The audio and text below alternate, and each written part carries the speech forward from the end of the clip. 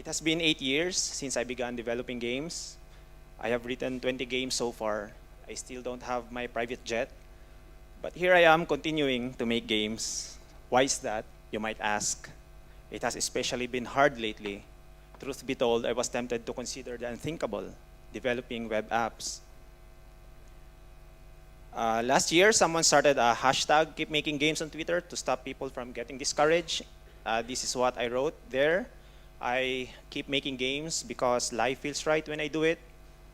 It transports me to a place where my normally disconcerted self is harmonized. It feeds a hunger, fills a void. It is how my soul sings.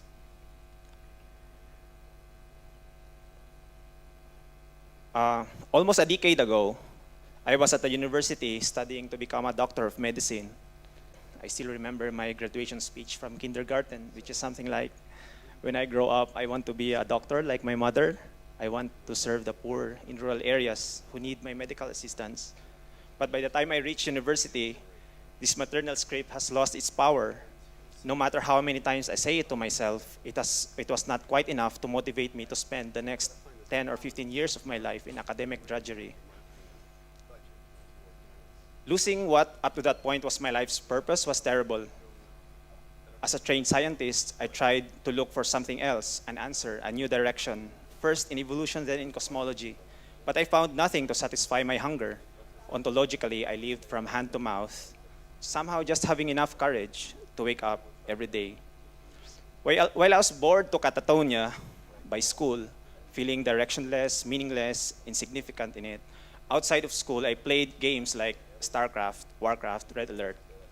I'm revealing my age there. And in these games, I felt the total opposite. Here, my life had direction, meaning, significance. Then one day, in my typical catatonic state, during a class lecture, I had an epiphany of sorts. If only we can graft a fraction of the fun that games have into education, we can transform education for the better. This was 1999. I haven't heard of the term gamification yet. Eventually, I was able to gather enough courage, went back to my hometown, told my mother I was dropping school to pursue game development on my own, because to my knowledge, there was no game dev school yet in our country at that time. So this is a tasteful depiction of my mom's reaction to what I told her. But to be fair, she spent like 3 decades of her life to become a medical doctor and to deserve the place she has in society. Anyway, I felt that I have a mission to do, and despite the maternal disapproval, I went on ahead. So I slaved away for 2 years before I felt confident enough to release my first game. I wanted to do educational games, but I quickly realized that the first educational games I wrote were neither educational nor very fun. So I switched tack and I decided to master traditional genres instead. So after 2 years of experimenting, this is the first game I was not too ashamed about to release publicly. It's called Quadrilateral Thinking. It's really Rubik's Cube, but we removed one dimension. But for aesthetic reasons, we added 2 squares. So basically, the aim is the same. You complete the colors of the faces. But it turns out that this is not 2-dimensional. Since the blocks rotates horizontally and vertically, this is actually Rubik's Cube, but on a donut. Anyway, as is usual with first games, this was a failure. Like, only 3 people loved it, including myself. But it's very cool though, because the people who liked it, like one from a physicist in Germany and the other was a computer scientist from Australia, like they really made intricate solution tables for it, and they played it even 2 years after, comparing their performance with each other. And after that, I moved on and made this game called Torva Cube. If you know Soma Cube, this is something similar. It's isometric, but we did these crazy polycubes like the orange and the blue ones. So it's physically impossible, but with pixels you can do it. I think this is also a free game uploaded on the web. I think this was my first taste of success or virality.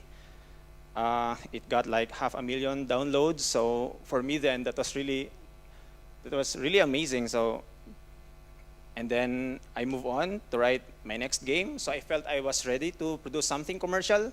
I spent like a year of my life doing this, like 100-hour weeks or something like that. So yeah, I wanted to announce myself to the world. So what was the hottest game then? It was Angry Birds, if you remember that. So this is like Angry Birds in reverse. Instead of launching birds to destroy the pigs, you build structures to protect them. So it has a level editor, and you can share your levels online. That's why it took too long. I did not become rich because of Zombie Birdie. That whole year of ceaseless effort was only worth $500. But at least a Dutch publisher paid me money to do something I love to do. And yeah, though I should be depressed, but I was rather ecstatic to get $500 for 1 year of work. But then I moved on, and this is the next game we made, really the same game engine as before. I built on top of it. This is Pandesal Boy. Pandesal is bread. So this is a puzzle platformer where you have to rotate these lava blocks to make a way so that Pandesal Boy can retrieve the bread and deliver it to his clients' houses. So there, when we released Pandesal Boy, within 24 hours, like Newgrounds featured us in their front page, then JS Games at New York featured us as well in their front page. And you can see the leaderboard, like all the continents are represented there. We got like daily third place. But for indies, yeah, we were really ecstatic about this, and I guess our experience was best captured by our artist, Josel Nicolas, when he said, wow, we got featured in Newgrounds today, check something off the bucket list, kicks the bucket list, burns the bucket list, then rolls around the floor laughing. So after then, projects started to pour in, like we do 2 or 3 projects at any given time, and we quickly became burnt out. Like we were chasing after sponsorship money, we were chasing after hits. It's no longer the love of it.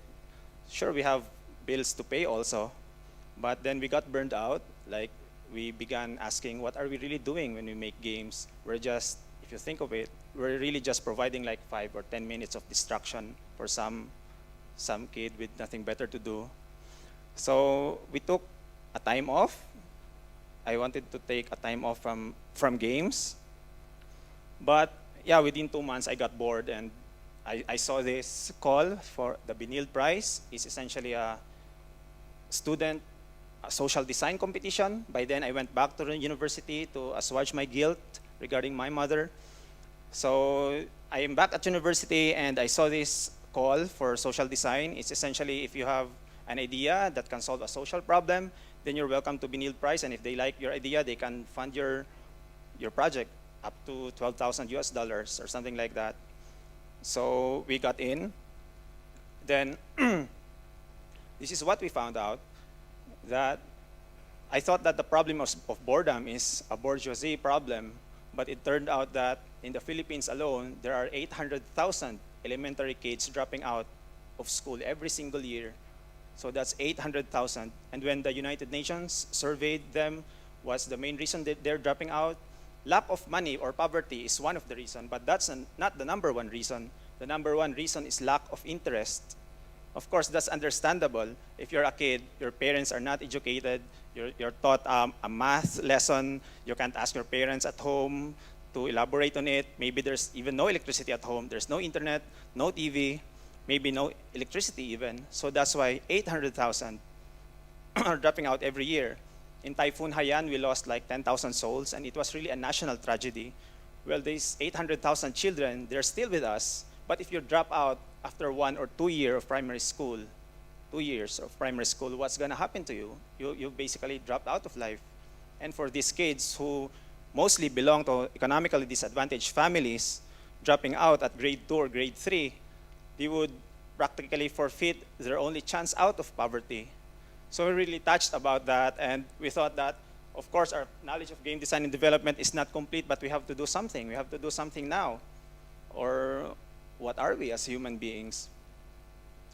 So I used what I know, limited as it is, of of game design and game development, and I elected to make a board game. We made it out of bamboo, hence the board game project, because these kids have no access to technology.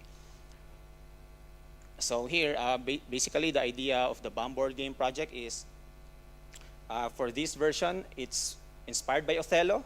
It's like Othello, the Reversi, Go, they're all related. But the trick here is, with every move you make, there's an associated arithmetic operation. So essentially, the board game is thousands of worksheets encoded in a game. We are manufacturing the board game at the moment. So this is a sort of report, what's happening to the project at the moment. Boom.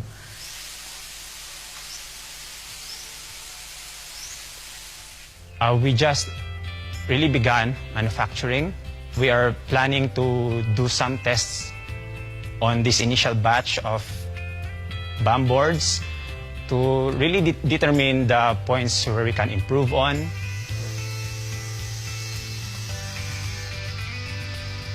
The concept is good, and he sold me the idea practically in just a day, and it just needed a little bit of tweaking in terms of how big should it be, what's the style, and practically the time and motion and how to build it and to build it efficiently.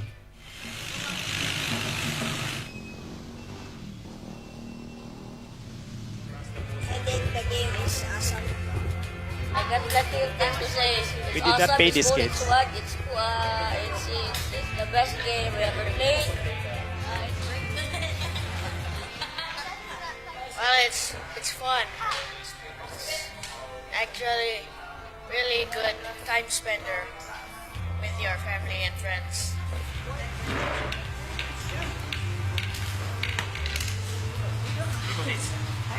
That's good. Anyway, it was so cool. How many kids of that age have you heard saying that math is rad, it's cool, it's fun? So yeah, we were somewhat emotional many times during the tests because it's like that. So the BAM board game project tried to address the boredom problem in the dropout crisis, as well as provide jobs for the parents of these rural kids so they can also have money to send them to school, as well as, of course, we use bamboo. It's an ecological material.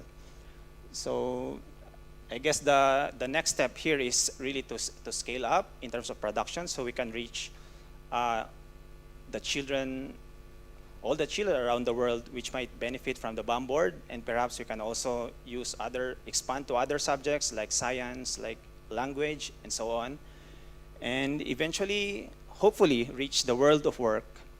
So our dream really is to work towards a society where people study and work, not because of coercion, but because of a genuine love of what they do, for what they do.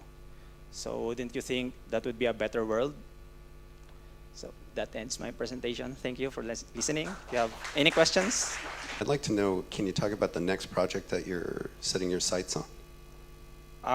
We are running 2 outfits at the moment. We have a studio making mobile games, and that's how we support ourselves.